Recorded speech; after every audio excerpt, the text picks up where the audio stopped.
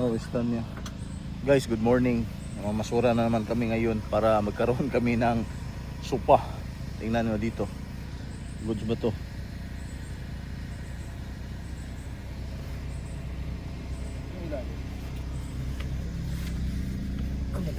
Hindi ba to?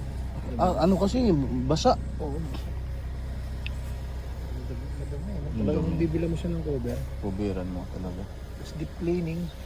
Pero, Matigas na. tigas na. Ito pala ang foam. Ano na? Yung, ano na yung ano niya? Ito pala ang foam. Ito. Wala nga lang pa. Ito sa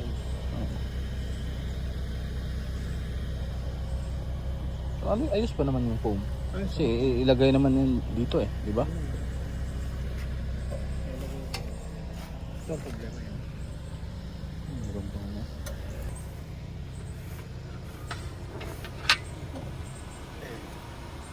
Ano? Ay, ito. Mababa lang din. Oo nga, yan yung sabi ko Mababa lang din. So, pag ano mo, lagyan mo ng foam. Ito ang Cleaning talaga. Cleaning lang guys. So, ayan. Tingnan namin kung pwede pa ba. Paano ba makatipid?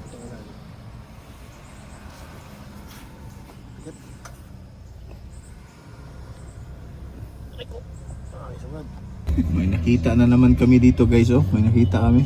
So, ayan. Nagmatsyag-matsyag, matang lawin ba? Ayan, nakita kami kaso walang mapapusuan. Ito, ano to? Trascan? trash can. Pwede nilagayan ng ano. Ikaw? Hindi na. Natay trash can doon. Dito sa likuran? Wala tayo. Kaso maliit yun Oo, maliit. Pero okay naman naman yun. Okay naman yun. Hindi naman tayo, ano? Sige. Ito. Hindi. Itim. Itim. Gusto niyo? Pakinabangan ba natin yan? And doon guys. Tignan pa namin. Oh. Grabe talaga yung ano namin ngayon. Dulugan. Sira. Sira na. Wala na. Wala na. Ito yung talagang totally wreck na to. Wala. So negative guys. Isa lang yung ano namin. Mamaya ano yung isa. Alright guys. So nandito na naman kami sa aming side hustle na ginagawa. Linis kami uli ng bahay. Ito yung bahay din na linis namin dati, yung Airbnb ba. Ayan Ayan, yung black na yan. Tapos ito na din yung tropa ni Boss Jade. Boss Jade Cleaning Apartment. Di ba? Ito din tropa pips namin. Alright, so dati nilinis na namin yan, 3 bedrooms po yan. Okay, ngayon bago lang yung customer umalis, kaya linisin namin. Time check nasa 10:59. So simulan namin ng 11. Right, yan, pasok na kami. Yan yung kasamahan namin sa likuran, yung mga tropa pips. Ayan, baon tubig. Let's G, pasok na natin. Tutut. Right, pasukin na namin guys kung gaano kalinis. Okay.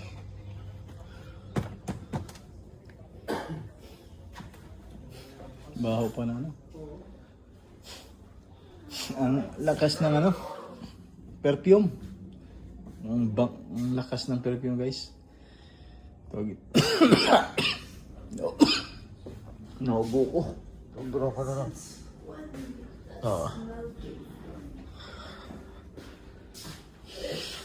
Lakas ng nila.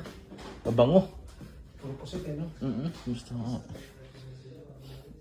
Ito guys. Talagang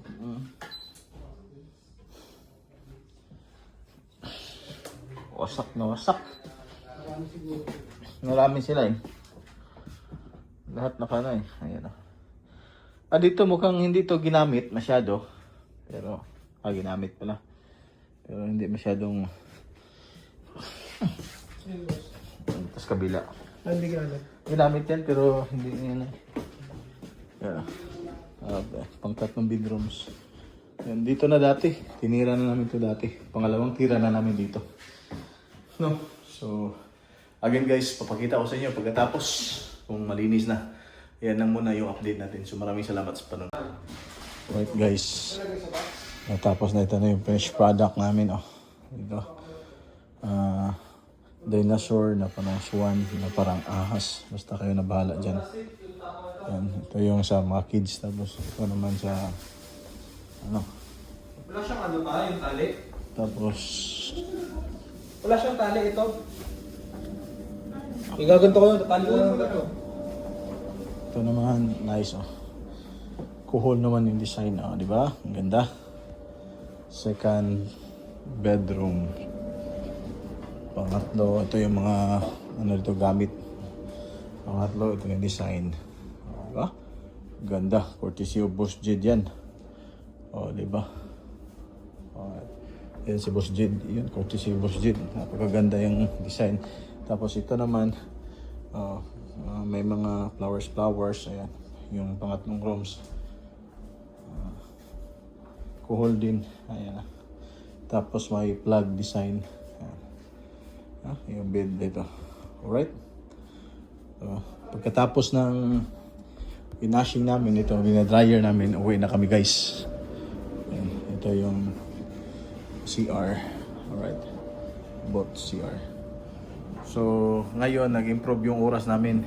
Kasi, ano na, nasa 2 hours lang kami.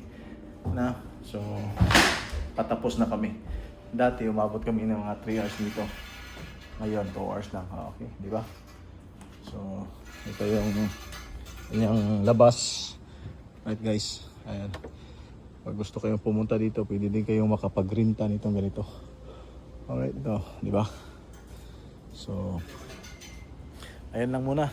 At uwi na kami. So, 2 oras. Malapit na kalahati. No? So, ganitong bahay, ganito kalaki.